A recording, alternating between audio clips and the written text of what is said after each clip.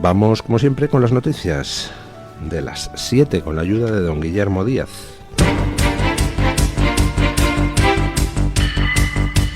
Luis del Pino es Radio Libertad. Hola, muy buenos días y cordial saludo para todos. Comenzamos con la información de este lunes 16 de septiembre hablando del segundo intento de asesinato que ha sufrido el candidato a las elecciones presidenciales de los Estados Unidos, Donald Trump.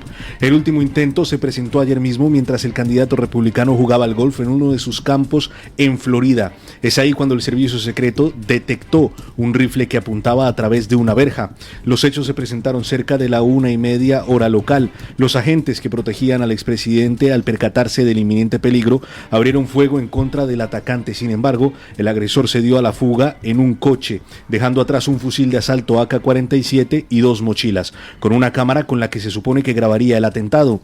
Momentos después, el atacante de 58 años, identificado como Ryan Wesley Ruth, fue detenido en una autovía cercana y puesto a disposición de las autoridades. Por su parte, Trump fue trasladado a un lugar seguro en el que permaneció aislado algo más de una hora hasta encontrarse fuera de peligro. Bueno, pues van 2 intentos de asesinato de Donald Trump. Parece que como no ha funcionado ninguna de las campañas de destrucción del personaje puestas en marcha desde 2016, pues ya vamos por las bravas, ¿no? El primer intento de asesinato fue a cargo de alguien que nos dicen que era un friki enloquecido. Vamos, que estaba más para allá que para acá. Y nos han dicho sobre el primer intento de asesinato que no estaba clara la motivación política, que bueno, que era un tío que había estado buscando en internet datos sobre los mítines tanto de Trump como de Joe Biden, pues poco más o menos que como si le diera igual matar a uno que al otro.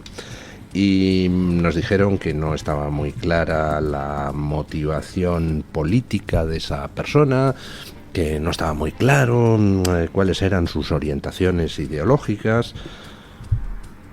Esta vez sí está claro cuál es la orientación ideológica de la persona detenida, que tiene publicaciones en redes sociales, como informan todos los medios americanos, pues en contra de Donald Trump y apoyando a Joe Biden y a Kamala Harris.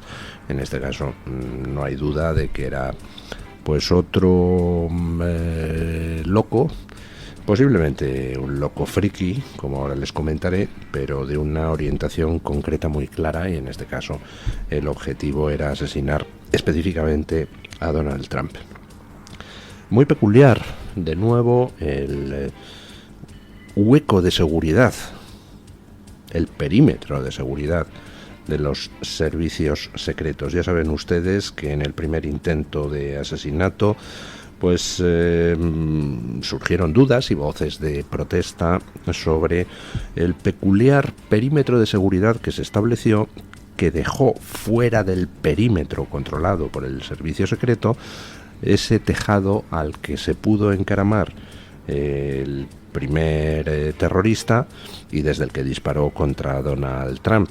La pregunta evidentemente era cómo es posible que alguien deje fuera del perímetro de seguridad del expresidente y actual candidato a la presidencia un tejado a 120 metros desde el que se puede acertar perfectamente con un fusil con mira telescópica. Bueno, nadie nos ha respondido todavía esa pregunta, pero es que en esta ocasión vuelve a plantearse la duda de qué especie de sistema de seguridad ha establecido el servicio secreto en torno a Trump. Ayer el FBI pues comentó en rueda de prensa a preguntas de los periodistas que bueno, que no había establecido un perímetro de seguridad para impedir la entrada de cualquier persona al campo de golf donde Donald Trump estaba jugando, que simplemente había un dispositivo de seguridad en la zona más próxima a Trump, con lo cual pues fue posible que este segundo asesino se internara en el campo de golf y se acercara hasta el punto donde estaba Donald Trump, a una distancia suficiente como para dispararle con una AK-47. El servicio secreto le detecta, le dispara, falla, el tío sale corriendo, coge un coche, le detienen al cabo de unas decenas de kilómetros y, preguntado en rueda de prensa el del FBI, dice: no, bueno, es que como no es el presidente actual en ejercicio, pues no cerramos todo el campo de golf. Si hubiera sido el presidente en ejercicio, sí. O sea, es un expresidente. Ya le han intentado matar una vez y aplican un protocolo por el cual pues simplemente hay una cápsula de seguridad en la zona próxima, ¿no? Pero no cortan el campo de golf completo. Bueno, pues no sé. Un tanto peculiar de nuevo el asunto. Hoy les preguntamos a ustedes en nuestra libre encuesta qué creen que va a pasar de aquí a noviembre. ¿Va a haber más intentos de asesinato contra Donald Trump? Está claro que algunos parece que no pueden permitirse que Donald Trump gane las elecciones del 5 de noviembre. Y parece que están dispuestos absolutamente a todo. Luego les damos más datos sobre el peculiar asesino que ha sido detenido. En otros asuntos, mucha atención porque Josep Borrell, alto representante de la política exterior de la Unión Europea, ha calificado por primera vez al gobierno de Nicolás Maduro como un régimen dictatorial. 7 millones de venezolanos que han huido de su país. 7 millones es la mayor emigración humana de los tiempos modernos. Bueno, usted a todo eso, ¿cómo le llama? Pues naturalmente esto es un régimen dictatorial, autoritario, dictatorial. Venezuela ha convocado unas elecciones, pero no era una democracia antes y lo es mucho menos después. Maduro no le reconocemos legitimidad democrática, porque no reconocemos que haya ganado estas elecciones como no reconocimos que hubiera ganado las anteriores.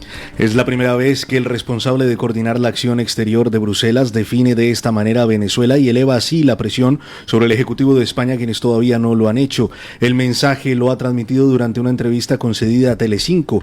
La reacción por parte del régimen de Venezuela a las palabras de Borrell no se hizo esperar.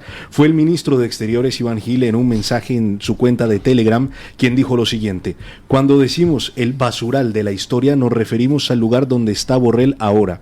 De entrevista en entrevista, vocero del mal, una retirada de la política con las manos manchadas de sangre, doblemente fracasado en sus intentos por dañar al pueblo venezolano. Es una dictadura, Venezuela, dice Borrell. ¿Se habrá dado cuenta ahora? Porque hasta ahora no lo había dicho. Recuerden que el otro día la ministra de Defensa, Margarita Robles, calificó de dictadura a Venezuela, con lo cual Venezuela inmediatamente puso el grito en el cielo diciendo que España, nuevo colonialismo, y que había que romper relaciones con España, comerciales y diplomáticas. En fin, ese tipo de retórica de los regímenes dictatoriales a los que se les señala con el dedo. Pero esa postura de Margarita Robles fue desmentida o matizada por Álvarez, nuestro ministro de Exteriores, que se negó a preguntas de los periodistas a calificar a Venezuela como dictadura. Ya se había negado antes de que Margarita Robles sí lo hiciera y se volvió a negar después. Pero quien no había hasta el momento llamado dictadura a Venezuela era la Unión Europea, a través de Borrell, que sigue encargado hasta que se produzca el relevo a fines de año de todo el tema de política exterior. Borrell anda que no ha tenido tiempo para calificar desde la Unión Europea como dictadura a Venezuela, pero hasta ahora no lo ha hecho. Sin embargo, no lancen ustedes las campanas al vuelo. Si se fijan en las declaraciones de Borrell, dice que Venezuela era una dictadura antes de estas elecciones y lo sigue siendo después. Llama la atención convenientemente sobre el enorme drama de los refugiados que está provocando el gobierno venezolano. No lo hemos oído en el corte, pero también hablaba en esas mismas declaraciones Borrell de cómo el gobierno está deteniendo opositores, más de 2.000 detenidos ya hasta el momento, desde estas últimas elecciones. Dice Borrell que el gobierno cometió fraude, el gobierno venezolano, en las anteriores elecciones y en estas, y que no le reconocen legitimidad. Pero fíjense ustedes en lo que no dice Borrell. Sigue sin reconocer como presidente electo a Edmundo González. Dice que Venezuela es una dictadura, pero en lugar de conceder validez a las actas que ha mostrado la oposición, sigue sin pronunciarse sobre ese tema. Dice que Maduro no ha ganado estas elecciones, pero no dice las ha ganado Edmundo González. Vamos a ver qué pasa esta semana en la declaración que se supone que tiene que aprobar el Parlamento Europeo. Pero Borrell, aunque ha endurecido un poco el tono, sigue cerdeando, sigue en esa postura tan realmente repugnante de la Unión Europea, que continúa dando tiempo a la dictadura de Maduro. Saben que es una dictadura, lo dicen ya públicamente por fin, pero siguen sin dar el paso definitivo, que es decir, las elecciones las ha ganado Edmundo González y Maduro tiene que irse. Y si no se va por su propia voluntad, pues habrá que presionarle con sanciones. Por ejemplo, con las mismas que levantó la Unión Europea hace un par de meses antes de las elecciones. Hace falta ser particularmente canalla. Hay unas sanciones contra Maduro y otros altos cargos del régimen, y va la Unión Europea y 2 meses antes de las elecciones dice, bueno, como ha convocado elecciones, le levantamos las sanciones. O sea, saben que robaron las elecciones anteriores y antes de verificar si van a robar estas, cogen y levantan las sanciones. Incluso después de que la dictadura hubiera prohibido a María Corina Machado, la candidata unitaria de la oposición, presentarse. En fin, ¿cuánto más vamos a tener que esperar para el siguiente pasito del señor Borrell? Y encima para nada, porque la dictadura venezolana lo que hace es responder con insultos a cada nueva vuelta de tuerca en la intensidad de las declaraciones. Que Margarita Robles calificada como dictadura a Venezuela, entonces insultos al gobierno español, amenazas de ruptura de relaciones diplomáticas. Que Borrell califica como dictadura a Venezuela, entonces insultos a Borrell, a la Unión Europea, con lo cual al final cerdeas para nada, porque te insultan y te humillan igual. Pues hombre, más vale ponerse una vez colorado que 100 amarillo, ¿no, Borrell? ¿No deberías ya de una vez reconocer a Edmundo González y exigir la salida de Maduro y la adopción de sanciones contra él? No ha sido solo verbal la reacción de las autoridades venezolanas. Luego veremos cómo las declaraciones de Margarita Robles han sido seguidas por algunas otras acciones pues tan propias de una dictadura, ¿no? Como es la detención de 2 españoles en Venezuela acusados de terrorismo. Luego comentaremos el caso detenidamente, pero antes permítanme hacer un recuerdo en honor a doña Irene Montero. Escuchen. Mucha atención a esta situación. Cristina, una mujer agredida por su expareja en Sevilla, en este momento se encuentra sin protección debido al cambio de sexo de su maltratador. Al ir a denunciarlo nuevamente a una comisaría, descubrió que había cambiado de sexo y por ello no aplicaba la ley de violencia de género. Cristina relató su situación a la salida de un juzgado de Sevilla, donde tenía que defenderse ante una denuncia por agresión interpuesta por Candy, una persona trans que antes de su cambio en el registro civil, cuando aún era Cándido, fue condenado a 15 meses de prisión por haberla maltratado durante más de 10 años en que estuvieron juntos. El caso de Cristina es uno de los últimos rompecabezas que han llegado a la justicia tras la aprobación de la conocida como Ley Trans. La mujer no entiende lo que ha pasado con Candy, con quien comparte 2 hijos, pero cree que en todo caso que se trata de una burla a ella y al sistema. Es una burla a ella y al sistema, pero es que el sistema está viciado en origen. Antes de la ley trans, pues yo me he desgañitado, y muchísima otra gente también, denunciando la aberración de las leyes de género. Porque antes de la ley trans, resulta que lo que teníamos eran unas leyes de género que siguen vigentes, por las cuales el acento se pone no en el delito y en la víctima del delito, sino en el delincuente. Resulta que si tú eres hombre y maltratas a tu pareja mujer, entonces tienes más castigo penal que si eres una mujer y maltratas a tu pareja hombre o mujer, o que si eres un hombre y maltratas a tu pareja hombre. Solo en el caso de que el agresor sea hombre y la víctima mujer, entraban las leyes de género. Todas las demás víctimas eran ignoradas, eran preteridas. Hemos estado denunciando eso como una aberración, yo desde el año 2005, que fue cuando aprobó Zapatero esas malditas leyes de género. Leyes de género que luego con el tiempo el PP, después de oponerse inicialmente, terminó también asumiendo, y ahora son defensores acérrimos de esas mismas barbaridades de género.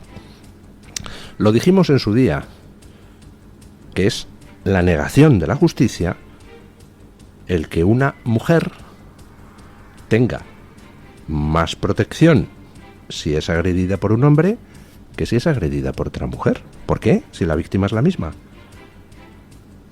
¿Por qué? Si el delito es el mismo. ¿Por qué la personalidad del delincuente va a tener algún tipo... Vamos, el sexo del delincuente tiene que tener algún tipo de trascendencia penal? Puede haber agravantes, pues hombre, por abuso de fuerza, yo qué sé. Pues si la pareja resulta que mide 2 metros, se dedica a la lucha libre y le pega una paliza a una pobre mujer, pues entonces puede ser un agravante. El que, como es fuerte, se siente más legitimado para pegarle una paliza. Pero eso será independiente de si es hombre o mujer el agresor.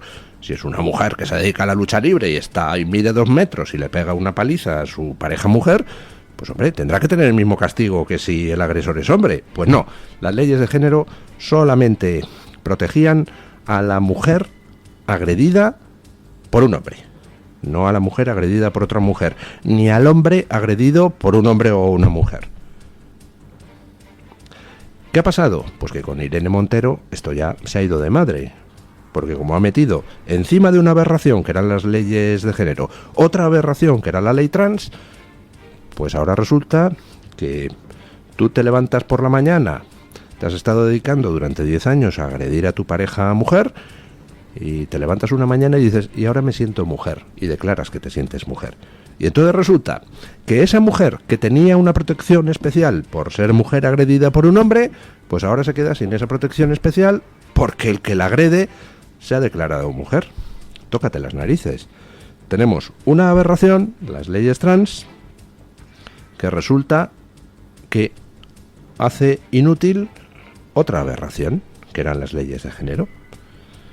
Pues nada, a seguir con el esperpento, a seguir con leyes que lo que hacen es eliminar cualquier rastro de justicia y además eliminar cualquier rastro de sentido común, negando la realidad biológica. Y en otras noticias, el debate revela más detalles del caso de la mujer del presidente del gobierno, Begoña Gómez. En esta ocasión publican en primera plana que Moncloa habría cerrado una planta de Radio Nacional para que Begoña Gómez grabara un podcast sobre captación de fondos que luego usaría para solicitar la cátedra en la Universidad Complutense. Aquí va un extracto. Para hablar de cómo innovan las ONGs para conseguir sostener económicamente sus proyectos, está con nosotros Begoña Gómez, que es experta en captación de fondos para el tercer sector.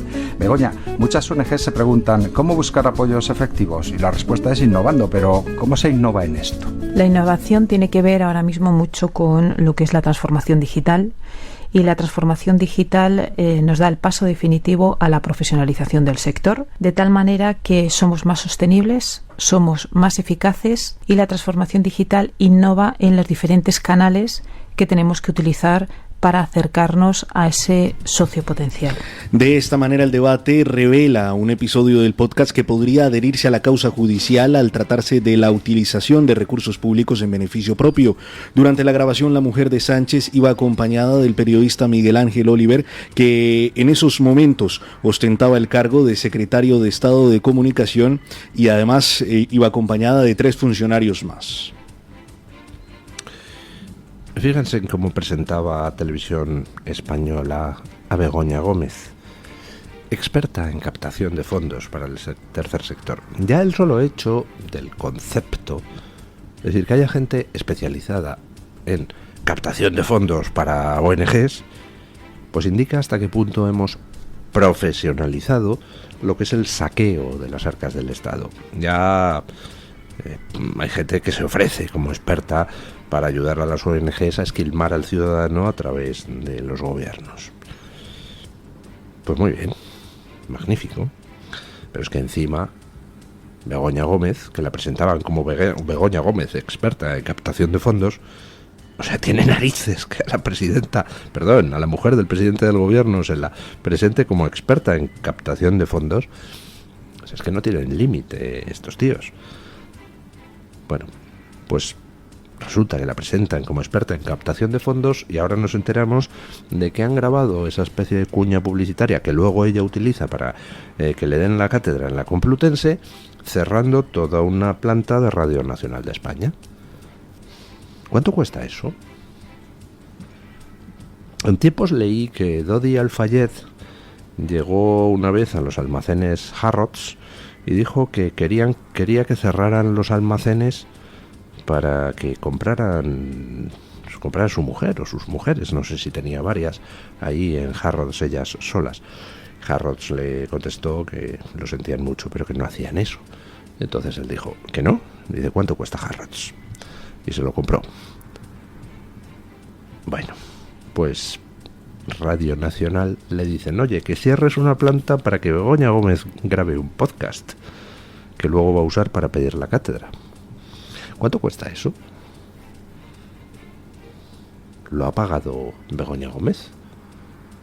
¿O lo hemos pagado nosotros? Espero que haya por ahí alguna factura pasada por Radio Nacional de España a alguien, porque si no, esto sería una malversación de recursos públicos como un piano.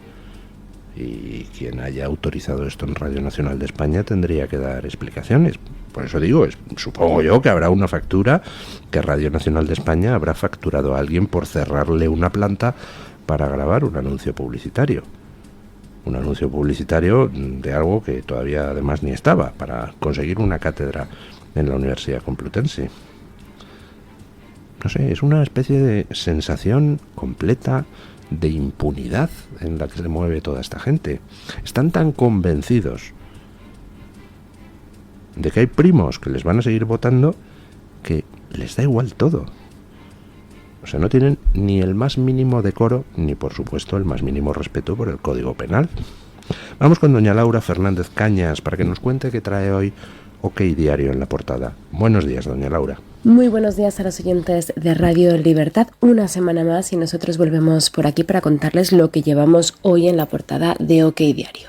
El gobierno rebaja los requisitos de su propia ley para que haya más víctimas del franquismo indemnizadas. En esta misma línea, el Partido Socialista homenajea en Úbeda a represalios republicanos que asesinaron a un exalcalde socialista. Y cambiando de tema, Salvador Illa reactiva la policía del Catalán con una campaña de inspecciones sorpresa a comercios. Hasta aquí nuestro resumen. Mañana volvemos con más. Les esperamos en OK Diario. Muchas gracias, doña Laura.